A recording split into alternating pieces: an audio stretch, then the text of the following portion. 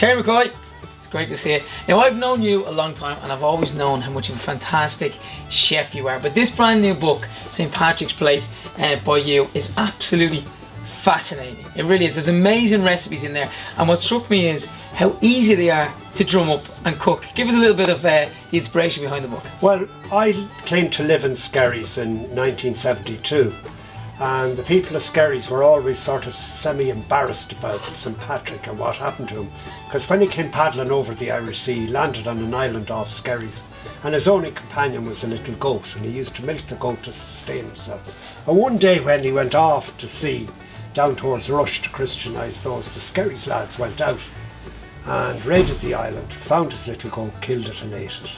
Now Patrick was pretty upset. I can imagine. But I wondered what he could have eaten while he was on such a barren island. And so I started thinking up, always over 30 years, what could he have eaten? So I experimented with seaweed and periwinkles and lobsters and crabs and all that kind of stuff. So he had a very, very healthy diet, and apparently lived to 75, which is where I'm now at. So I identify with him more than one way, you know. So I look through the book, and you mentioned the seafood there. I mean, there's everything. There's from the fish to the crabs, oysters, periwinkles. Yeah. But the seaweed, really, I mean, there's a lot of seaweed dishes. There is, yes, indeed. And of course, his job would have been, when he was foraging in Ireland, would be in the summertime, to pick wild gooseberries and hurts and stuff like that. And how would he preserve them for the winter? So he used seaweed to thicken his jam rather than sugar, because there was no sugar in those days. So there would have been honey, all right. He would have been used to that. Now, as I look through it, I noticed one thing, and I have to ask you: pasta.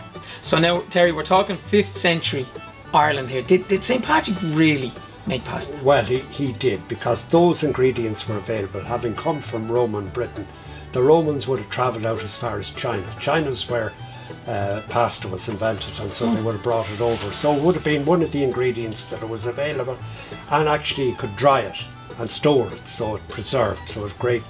And there's great recipes in it for pasta, making your own pasta, and even your own wine and beer. Yeah, I was going to ask you about this, because there's the dessert recipes are fabulous. Yeah. But even the one about the own beer, and I see St. Patrick's dark ale. I mean, tell me how he does that. Well, again, it's the wild oats and that, and he would have learned how to burnish them off or brown them off and make them a little bit darker and nuttier flavour.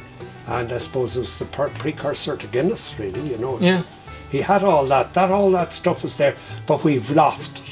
We lost it, and it's just a great pity. So I would like now, it's my responsibility to hand on these recipes to younger people and try and encourage them.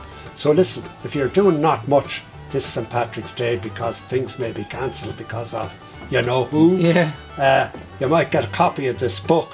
Sit at home and start cooking. And you'll feel an identity with St. Patrick and native Irish food. I think it's fascinating as well, and you touched on this in the introduction, that there's a great movement at the moment back to the root and shoot. Yes. And this is quite healthy. Yes, and it'll teach you how to forage, explain how to get the seaweed on the shore.